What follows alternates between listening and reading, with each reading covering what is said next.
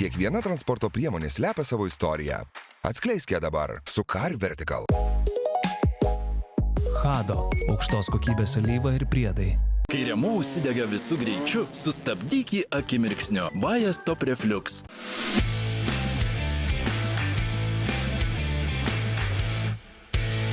Gerai, bičiuliai. Ir šiandien mes pradedame visiškai naują programą, tai yra Gazos dugnas, kuri gyvuoja jau 7 metus. Oho! Oho, va, vyva. Gerai, bičiuliai. Ir šiandien kalbėsime apie pasibaigusius kitų metų, Lietuvos metų automobilio rinkimus. Labai įdomiai skamba, nes tai nėra geriausio metų automobilio rinkimai. Tai yra Lietuvos... Geriausių. Nėra geriausių žodžių. Nėra? Nėra. Tiesiog metų. Metų. Tiesiog Taigi, metų. Kodėl mes apie tai kalbam? Nes šalia stovi mūsų dičkis, kas išvertus reiškia... Bigster? Taigi, ir šis automobilis tapo geriausiu, pačių pigiausių automobilių kainų kategorijoje. Ir net kelis kitus dar apdovanojimus gavo, susižėrė tiksliau. Aha.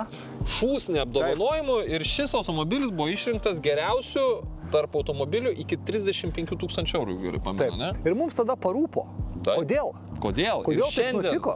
Šiandien mes pabandysime atsakyti į klausimą, ar visi tie žurnalistai ir už mus protingesni žmonės išrinko automobilį, kurį būtume galbūt išrinkę ir mes. Ar mes sutinkame su jų nuomonė ar ne? Gerai, nieko nelaukim ir pradėkime šiandienos programą. Turim netgi beraktę sistemą Dacijoje. Kai mes ieškom, pavyzdžiui, lipę automobilius prastų medžiagų, čia mes atvirkščiai, mes čia ieškom, gal kažkas bus gerai. Bet dabar, pavyzdžiui, jeigu mes važiuojam ir atsidarom... Nu, garsiau. Garsiau šiek tiek, užsidarai tyliau. Tai yra senas automobilis, tik tai yra naujų metų. Čia viena iš sunkiausių užduočių, kiek aš turėjau savo gyvenime.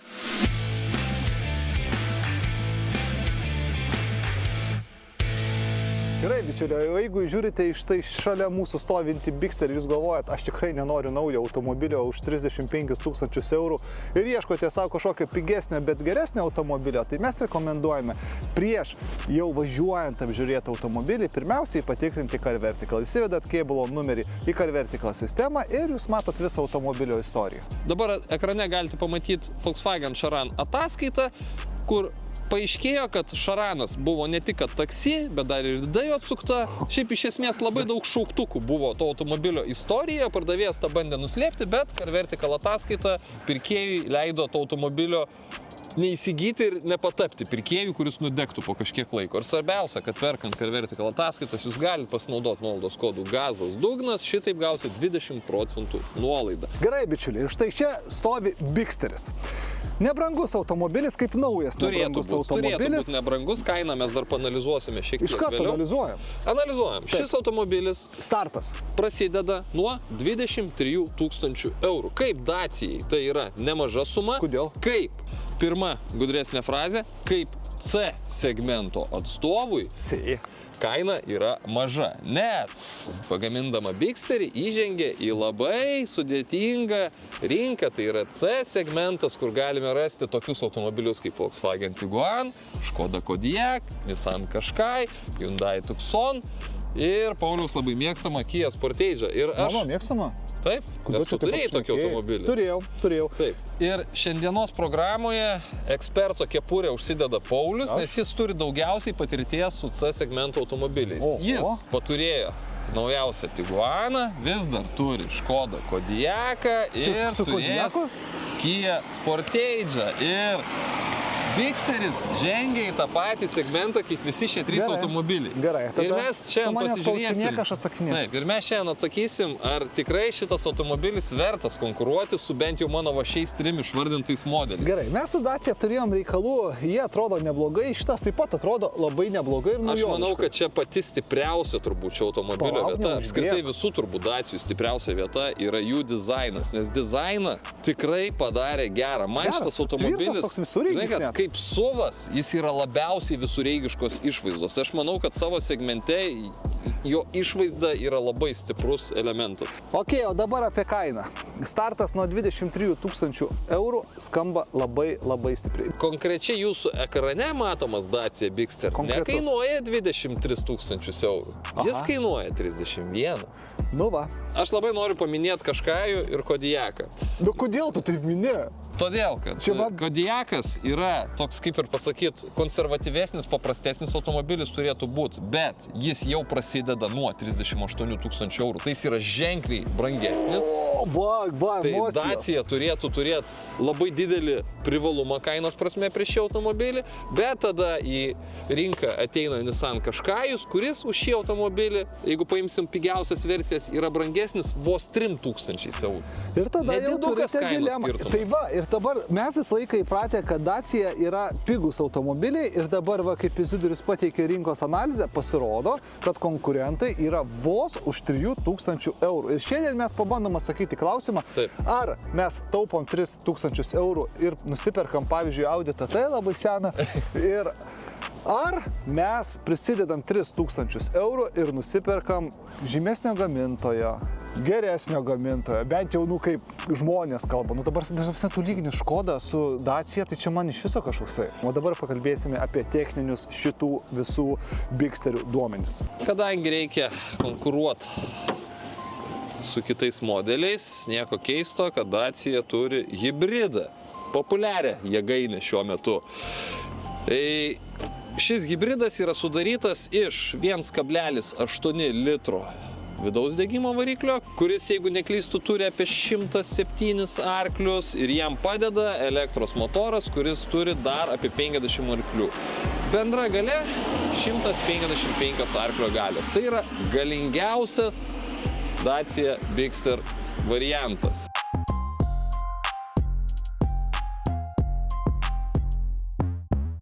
Kadangi konkurentų automobilis turi daug, tai negali pasiūlyti jau labai skurdžios įrangos, dėl to turim netgi beraktę sistemą Dacijoje. Dabar tai, pirmiausia, prisėdant tai šitos sėdynės. Jos atrodo klaikiai blogai, Ne, bet gerai jos atrodo. kas čia yra per medžiaga? Tau jos gerai atrodo? Jos gerai atrodo. Tu. Bet Nu, kažkaip šita, turiu pasakyt, gerai aš manau, atrodo. kad šita medžiaga kaip guminė neturėtų būti labai praktiška. Jo. Kitas dalykas yra štai šios duris. Ar tiesa, ar netiesa, mes išsiaiškinsim, kad šitos duris išlietos iš vieno vientiso plasmasės gabalo. Ne. Tik šitos apdailos apdėtos, gale jų nėra. Noriu Gale. atskirai aptart šias plastiko dalis su tokia šiokia tokia faktūra. Žinai, kaip jos man atrodo, ir čia lygiai tas pats. Aha. Kaip 3D printerio atspausdintos. A ne, man tai jos visai gerai atrodo. Bet 3D printeris, kai atspausdina detalį, jinai labai panašios faktūros atrodo. Dabar žiūrėk, apie viską iš pradžių. Dizainas yra geras. Labai. Viskas čia su dizainu yra gerai. Taip. Turime užsidarančius podelių laikiklius, podeliai laikikliai siema. Va, čia, man atrodo, vienas iš žaislų, kur Dacia gali pasiūlyti visokie va tokie Va čia tai iš Lego 3D, žaisliukai. va čia tai žinai. atspausdinta, Jo, čia, tikrai. žinai, toks įdedi čia va kažką, čia kažkokie laikikliai, visokiem kitokiem laikikliam, nežinau ką, Taip, kokie, bet dizainas, išdėstymas, viskas yra gerai. Gerai. Dabar taip. Kas yra blogai? Gerai, dabar šitas automobilis, tai kiek jis kainuoja? 30. 30 000 eurų. Tai kodėl mes įvertinam kaip tokį visai, jisai normaliai kainuoja. Grafika. Aš nustebau, kad keičiasi skydelio vaizdai. Todėl, Iš Dacios kad nesitikėjau. Čia ne Dusteris, čia Bigsteris. Ir- Labiau painvestuota į skydelį čia. Gerai, ir mažiukas, mažytis ekraniukas. Bet į tą mažytę ekraniuką... turime, mygtukų. O, geras. Geras. Iš viršaus mygtukai. Jo, va, aš galiu pašviesti. Čia garsas. Jau senokai mačiau iš viršaus ekrano mygtukai, kad būtų. Bet gal visai... Ekrano dydis liūdnas, dar kas liūdna, tai žinot kas, galinio vaizdo kamera. Jau senokai mačiau tokios prastos raiškos galinio vaizdo kamerą. Mes turim kamerą užtat. Bet turim 360 kameras. Tai kaip ir varnelė, Dacia gali užsidėti, kad nuo konkurentų neatsilieka, nes gali pasiūlyti 360 kameras, bet tą varnelę reiktų per pusę nukirsti dėl to, kad kameros yra tragiškos. Matau, kad turime šildomą vairą, šildomos sėdynės ir netgi šildomą priekinį stiklą. Nu čia jau blogai pagaminti reiktų pasistengti šitas funkcijas, bet kamera sugebėjo. Salono dizainas, aš manau, kad su Pauliu mes abu sutinkam, kad puikus. Puikiai. Salono medžiagos yra tragiškos. Bet ta prasme, žinai, kad net dabar, žinai, čia, kai mes ieškom, pavyzdžiui, lipę automobilius prastų medžiagų, čia mes atvirkščiai, mes čia ieškom, gal kažkas bus gerai. Va čia valy kažkas nieko. Va. Nu čia apsiūta, čia tom sėdinių, nuo sėdinių, kur liko atraižų. Va čia Tai toks va. jau Renault primena. jau vis tiek nėra labai gerai, bet jau ne taip blogai, kaip, pavyzdžiui, va čia. Palauk, kažką paspaudžiau. Akivaizdu, kad čia yra visiškai biudžetinės klasės medžiagos šitam automobilyje. Ir vėlgi, jeigu jis kainuotų 23 000, sakyčiau, okei, bet jūs pradedat jį komplektuoti iki to, kad pasiektume tikrai normalų šiuolaikišką automobilį ir kaina pasidaro jau nebe tokia patraukli. Jeigu jūs esate automobiliui paskyrę sumą iki 35 000 eurų, tai jūs privalote įsigyti Dacia Bigsterį dėl to, kad žurnalistai už jūs taip nusprendė, kad tai yra geriausias automobilis šiame kainos segmente. Ir dar pagalvojau, kas galėtų būti automobilio pirkėjas. Jeigu jūs važiuodamas savaitgalį pas tėvus sakote, kad važiuoju į Tėviškę, tai jūs privalote įsigyti Dacia Bigsterį. Jeigu jūsų tėtis arba senelis kiekvienas kalėdas pasakoja, jog į mokyklą ėjo 26 km prie -20 apsiavęs veltinius, Bigsteris kaip tik jums? Bigsteris yra jums, nes šio stogo medžiaga kaip tik ir primins to senelio veltinius. Tai va, jau 2 potencialius klientus šiam automobiliui turim. Viskas, eidam į automobilio pabaigą. Kas turėtų būti, iškart darau intrigą, vienas stipriausių šio automobilio pusių. Intrigantas tu. Ne tik išvaizdais gali jūs papirkti.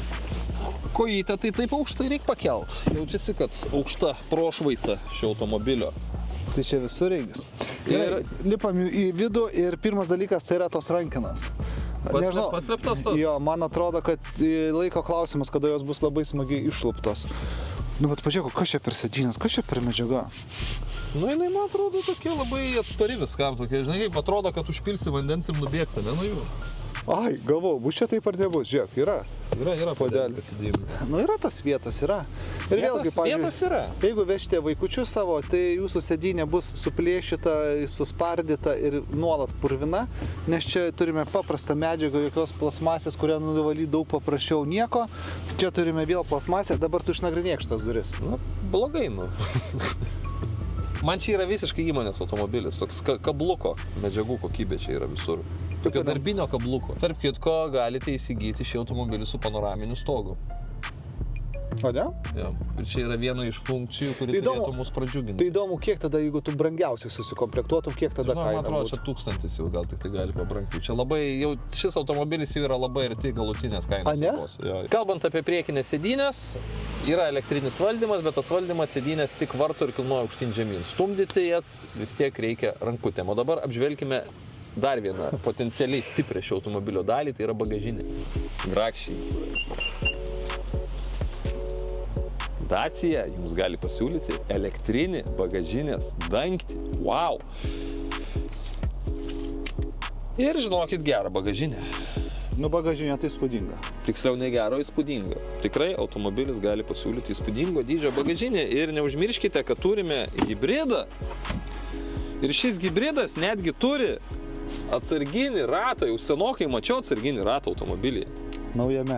Naujame dar kas svarbiausia. Ir ant aštuom galima lėkti. Oho. Bet kokiu atveju jau ką turi Bigsteris, tai turi. O turi didžiulę bagažinę. Jeigu dar atlenksim sėdynės, tai čia, aš nežinau, čia šaldytuvo turbūt gali įsidėti. Žiūrėkit. Nu, čia su Kodiaku gali konkuruoti.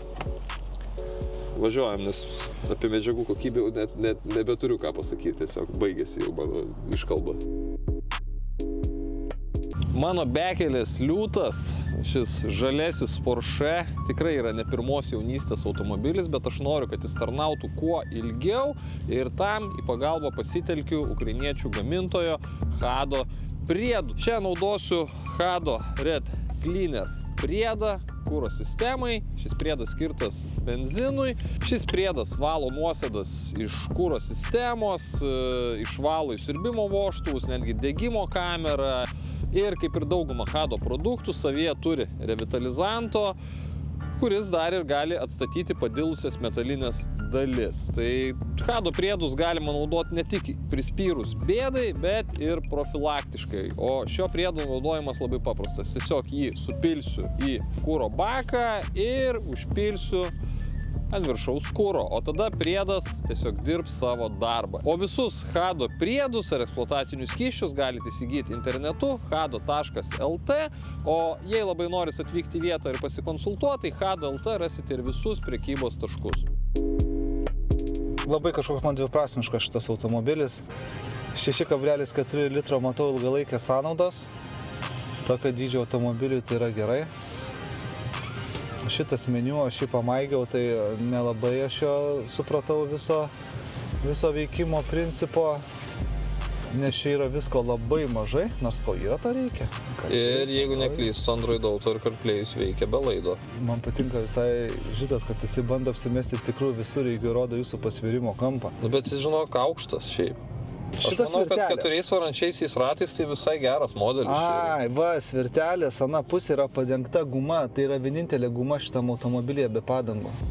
Daugiau čia gumos nerasit. Na, čia dar nieko. Ne, tai čia jau. Žinai, kaip, bet aš dabar taip žiūriu, jie pakankamai gudriai daro. Va čia, gerai, čia dažnai liesit. Čia mes turime gumą. Čia darinėsit, čia irgi pajausit gumą. Čia padėsit ranką, pajausit. O ir viskas. Bet kur jūs daugiau rečiau liesit, daugiau nieko nėra. O jezu, koks vairas lengvutis. Vairas beje nėra apvalus, jis yra toksai suplotas iš... Šiaip vairas tai toks kokybiškas rankose. Jo, vairas viskas gerai. Ir kadangi hybridas pajudam elektrą, žinai kaip keista, jisai, matau, iš karto iš pirmų metrų, jisai labai linkęs plaukioti ir jisai sudaro tokią didelį automobilio įspūdį. Net visai smagiai toks, jisai sviruoja, plaukioja visas. Gerai, bet iš tikrųjų dabar važiuoja maksimaliu mieste greičiu. Nėra ta garso izoliacija jau tokia prasta, kai mes galėjom tikėtis. Žinok, aš tikėjausi daug blogesnės. Aš pamatęs duris, va tas duris, va šitas plasmasinės ir jų svorį, aš galvojau, kad tikrai bus blogiau. Bet dabar, pavyzdžiui, jeigu mes važiuojam ir atsidarom, Nu, garsiau. Garsiau šiek tiek, užsidarai tyliau. Tai reiškia, garso izoliacija yra. Bet šiaip, žinokit, gal taip labai nenorėčiau sakyti, jeigu mes matome va tokių, tarkim, visoje multimedijoje visur labai įdomių tokių ir senovinių sprendimų, bet važiuojas pakankamai moderniai. Nieko ypatingai, nieko labai blogai, važiuoja kaip naujas automobilis. Žinok, labai pastebėjau vieną dalyką. Nu. Žiauriai pedalai arti vienas kito. Pastebėjai tokį dalyką? Ne, aš keleivio vietoj sėdžiu. Aš, pavyzdžiui, vairuoju su dviem kojom. Keleivio vietoj sėdėdamas nepastebėjau, kad pedalai yra. Aš vairuoju su dviem kojom. Kairė yra stabdis, dešinė yra gazas. Ir aš jau 2 kartus per 1 kilometrą pravažiavęs, aš 2 kartus nepataikiau stabdžio pedalą. Smulkmena. Ir neturim daugiau režimų, tik kiek ir paprasta, ne? Nu tai gerai, Man važiuok. apskritai nustebino, kad yra kažkoks režimas. Variklis girdisi. Šiaip tai, žinokit, tai yra dar vienas automobilis, kurio mes po mėnesio laiko, jeigu paklausit, kur nors įsidariau žurnalisto gatvėje, kaip jisai trumpam išeis į Laisvės alėją, sakysit, tai kaip tas Bigsteris? Kažkaip. Tikrai mes neprisiminsime, kaip jis važiuoja, nes jis važiuoja nieko neįskirtinai. Jis važiuoja elementariai. Niekaip tiesiog jis važiuoja. Jis važiuoja niekaip. Man patinka, žinok, vairo mechanizmų darbas. Man nepatinka variklio per didelis garsas salone. Taigi, aš lieku prie minties, kad Pažiūrėkite tą vaizdo kamerą jūs. Kodėl? tai jinai dabar apsinešus gal. Nemanau. Per O, jums per didelis greitis. 13 km per valandą yra per didelis greitis. Dacia rodyt tada jau vaizdo nepasiekė kamerą. kameros, parašė. Nepasiekė. Nespėja kameros paskui automobilį.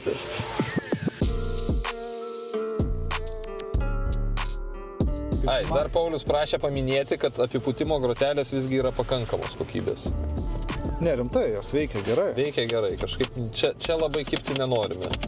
Gal prieš to garso nebent. Bet ką aš pagalvojau, Fordas panašių salonus kepa. Naujausiais ne, bet senesnės kartos, žinokit, turbūt panašios kokybės. Gal ne taip blogai, bet link tos pusės. Net tik, kad čia mes net neturim normalios medienos, norėjau pasakyti, atsiprašau, gerbėmieji žiūrovai. Mediniai tai to bairiai, automobilis tai plastikinis šitas yra. Tu tai iš viso iš medžio išdroštas. Garso izoliacija, tikėjomės prastesnės. Bet variklis rėkia. Hibrido darbas, tikėjausi prastesnio. Ne taip sklandžiai važiuoja kaip Toyota su savo variatoriais, bet šiaip pusę velnių, žinokit, tas hibridas veikia. Pakabos darbas mane nustebino, tikėjausi daug blogiau. Šiaip važiuoja jisai iš esmės neblogai šis automobilis. Prie to, kaip jis elgėsi kelyje ir kaip dirba jo pakaba, aš per daug prikipti nenoriu, nes aš tiesiog tikėjausi visko ženkliai blogiau. Ir man jisai primena Toyota. Nes Toyota turi taip pat neįspūdingą garso izoliaciją. O Toyota mes užskaitome kaip ženkliai brangesnį automobilį. O kaip tau ta jo elgsena kelyje važiuoklės? Nors tu nesijauti, kad jis kažkaip mėtos bėga po kelią, bėgioja. Ai, neskaitant to, kad balkis gale. Iš esmės jo silpniausia vieta yra tiesiog jo salono medžiagų kokybė. Oi, tau. Pakaba, nu, kieta tokia, krenta tie ratai, taip standžiai. Krenta, va, tie ratai, va, kaip jisai važiuoja. Galvoju, Aš manau, važiuoja, kad jo yra ganėtinai nemažai. Gal turbūt amortizatorių pagal tai, kaip dirbo jo pakaba. Gerai, pasakysiu savo išvadą dar nepriejus prie balų dalybos. Tai yra senas automobilis, tik tai yra naujų metų. Va taip jis važiuoja. Taip jis važiuoja, taip jis elgiasi. Tokia jo medžiagų kokybė. Tai yra senas naujas automobilis. Jeigu kas nors prie mūsų norės prikipti, kad mes nieko čia nesuprantam apie automobilio medžiagas, tai aš tiesiog leisiu jums pasidaryti išvadą patiem apie tai, kaip automobilis yra surinktas. Aišku, čia medžiagų kokybė labai daug įtakos tam turi. Atkreipkime dėmesį į šią juostą, kur du plastikai turėtų sueiti. Ir dar va Paulius pastebėjo va tokį va įdomų va čia tarpą. Tai va taip automobilis yra surinktas ir pagamintas. Automobilis, kuris turėtų konkuruoti su Volkswagen Tiguan, Škoda Kodiaq, Nissan Qashqai, Hyundai Tucson, ar Tucson, nežinau kaip ten tarė, Kia Sportage. Aš savo norų tokio automobilio nepirkčiau.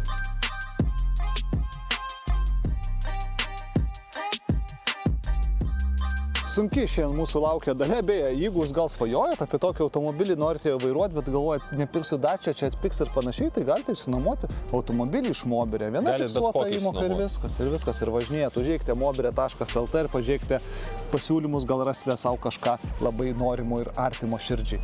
Gerai, bičiuliai, dabar aš nežinau, čia viena iš sunkiausių užduočių, kiek aš turėjau savo gyvenime, jeigu mes neturėtume to, žinai, nuleistos nuomonės iš viršaus, kad yra geriausias pigus automobilis. Bet kalbėsim apie kainą, taip prieisim. Viskas dabar vyksta iš eilės. Išvaizda. Man jo išvaizda patinka, nes jis yra kitoks, išskirtinis, bet Dusteris man yra gražesnis. Šitas automobilis akivaizdu, kad yra tiesiog ištemptas Dusteris, nes platforma ta pati. Ištempus šį automobilį išvaizda šiek tiek pasigadino, bet aš jam vis tiek duosiu 8.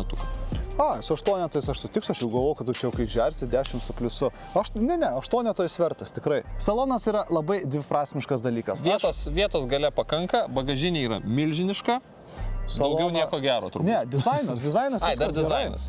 Medžiagų kokybė. Tada prasideda jau prastesni reikalai. Ir gerai, prieisim prie kainos. Išleis naują automobilį į rinką, kur plastikai nesueina tarpusavį, tai yra blogai. 6. Ir dar tie pedalai taip arti. Atsiprašau. 5. Kodėl? Nu, blogai. Medžiagų kokybė tai bloga. Nu gerai, aš tai 6 nepagailėsiu. Tikslo 6, tai 5,5 bendras įvertinimas. Važiuoja tai 6. Kodėl jau čia taip? Dabar jis Zudrius, mes čia susipykom, kai buvom už kadro, jeigu matėte, ką tik važiuodamas gyrė, kad viskas yra gerai. Aš sakiau tiesiog, viskas yra geriau negu kad aš galvojau. Ai, tai tu galvoji, tai aš galvojau, kad bus dar blogiau. Tavo lūkesčiai buvo nuleisti žemiau plintuso. Ja. Žinot, kas yra? Dusteris man patiko, nes aš jį tiesiog žiūrėjau kaip į tokią įdomesnę skarbonkę, pigų automobilį.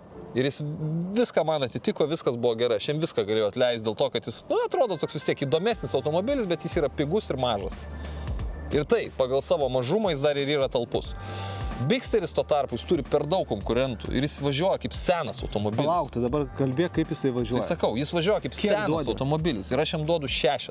Man labai jau, žinok, man visai jo vairo mechanizmas patiko. Jį tikrai gelbėja tai, kad jo vairas yra ganėtinai standus, jeigu jo vairas būtų per lengvas ir nepakankamai informatyvus. Nu gerai. Jis važiuoja 7. O dabar yra pats sunkiausias klausimas pasaulyje, tai yra šito automobilio kaina. Jeigu, sako, tokio dydžio automobilis kainuoja 23 000, sakyčiau, puikiai.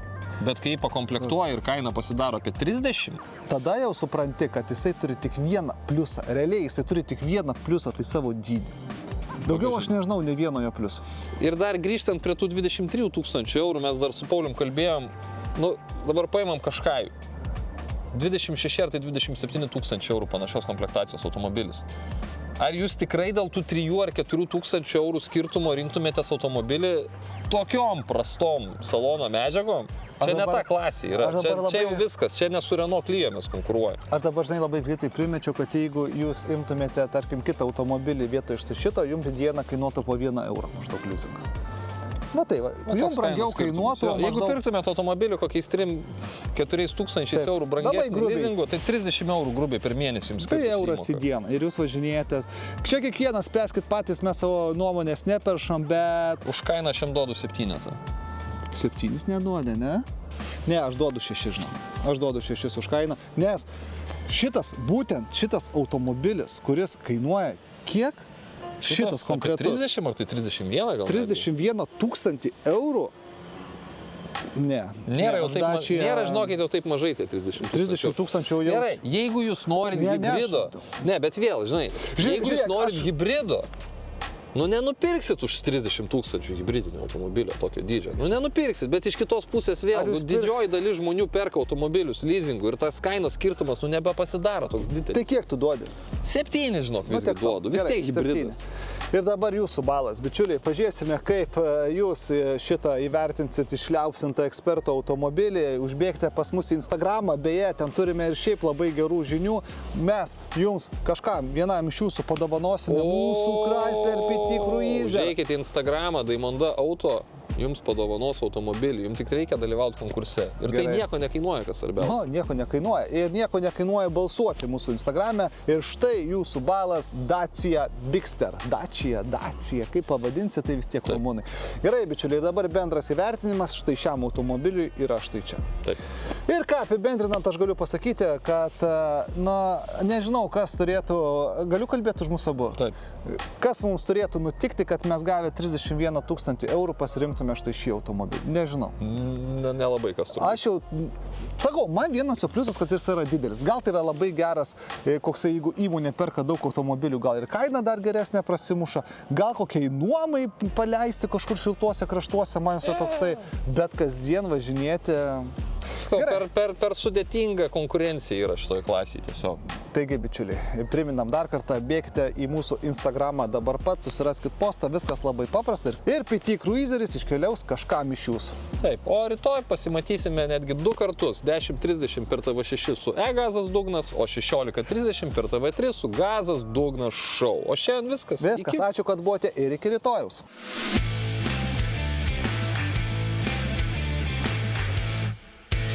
Kiekviena transporto priemonė slepia savo istoriją.